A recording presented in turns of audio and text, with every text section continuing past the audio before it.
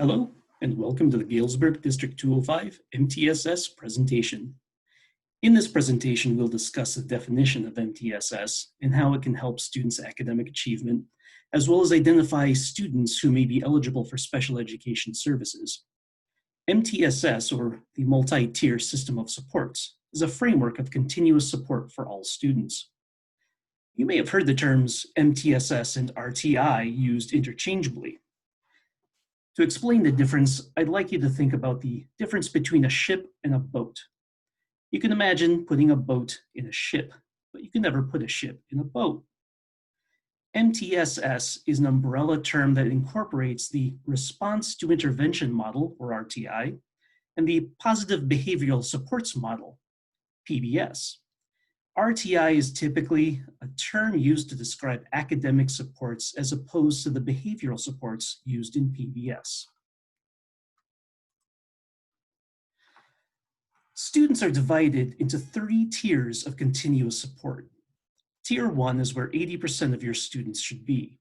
In Tier 2, 20% of the students may be identified as at risk and requiring supplemental instruction or interventions in addition to the core curriculum.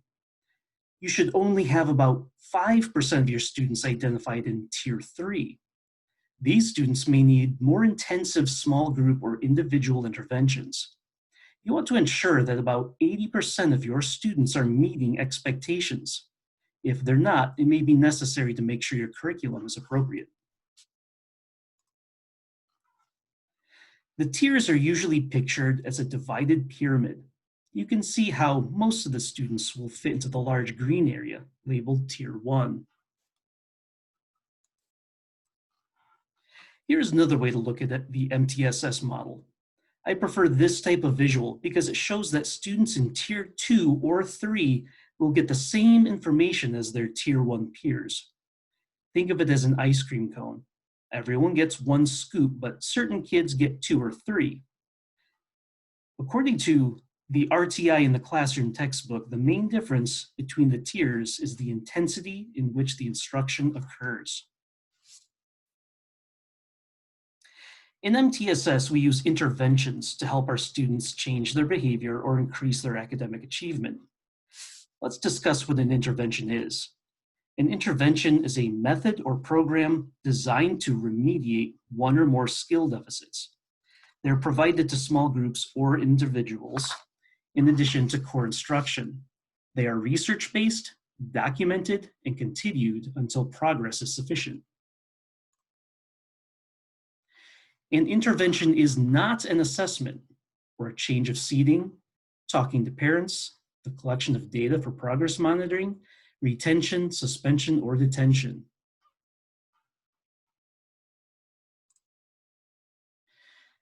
Let's talk about the difference between interventions, accommodations, and modifications.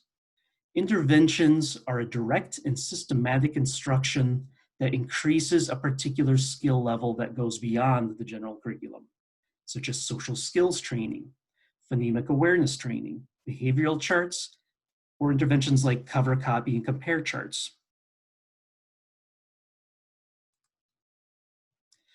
Accommodations are eliminating obstacles that interfere with a student's ability to perform in school, such as getting extra time for a test or a project, preferred seating, or cool-down time. Modifications are the lowering or changing the standard of performance, such as reducing the number of problems a student must complete, lowering participation expectation, or even changing the teacher's reaction to student behavior, such as offering positive praise or ignoring negative behavior.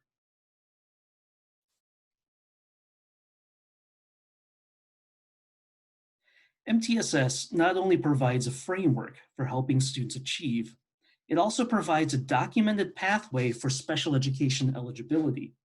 It allows us to become detectives who collect data that backs up our hypotheses into what is keeping a student from succeeding. With the implementation of the Every Student Succeeds Act, and with the advancement of best practices in education, we are expected to have clear evidence of both an academic impact and attempts to alleviate the problem. The use of evidence-based practices is the norm. When a student is presented for a special education case study, it's expected that they have received at least 8 weeks of documented intervention. District 205 looks for a student to receive 6 weeks of Tier 2 intervention, followed by another 6 weeks of Tier 3 intervention before going to case study.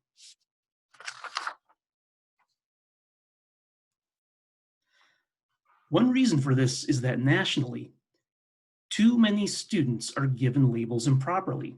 For example, students of color are identified for special education at a far greater rate than white students.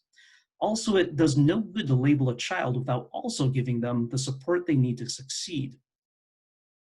If you wonder why we don't just test and place students into special education, we can first point out that special education is not an intervention. It is a change in educational placement. Interventions are the things we do for students to try and increase their achievement. Federal law requires that each student be placed in the least restrictive environment. When a student does not respond as expected to the general curriculum, we are expected to find out why and to differentiate our instruction for each individual child that requires it. When we place children who are not achieving at the same rate as the rest into special education, they may miss out on lots of learning opportunities where they might succeed. For this reason, we keep them in the general population as much as possible.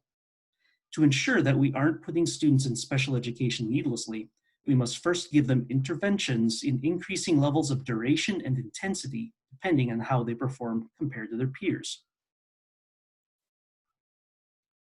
Progress monitoring is where we look for the response in response to intervention. We use it to track changes across time and to demonstrate the effectiveness of an intervention.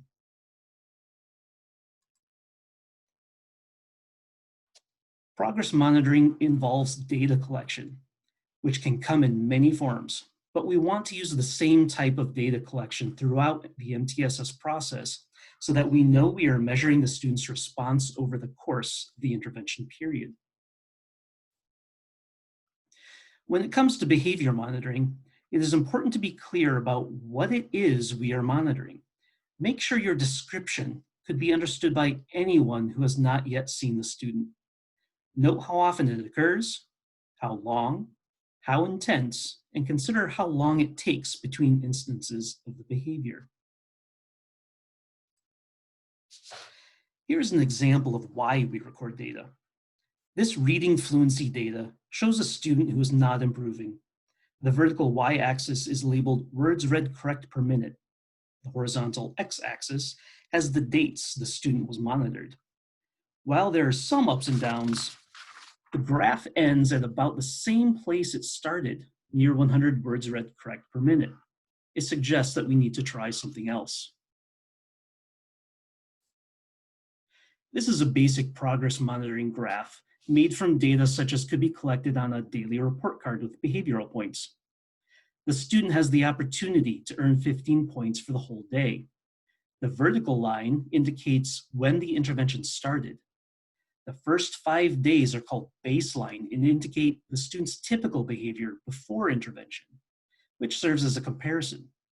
The line angled up and to the right is called a trend line, and it shows us which direction the data is going. This chart shows us that Sherlock is responding well to his intervention.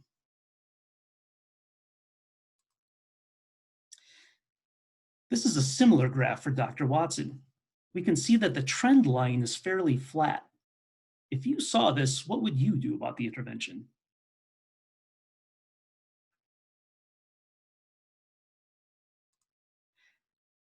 Here we see two vertical lines.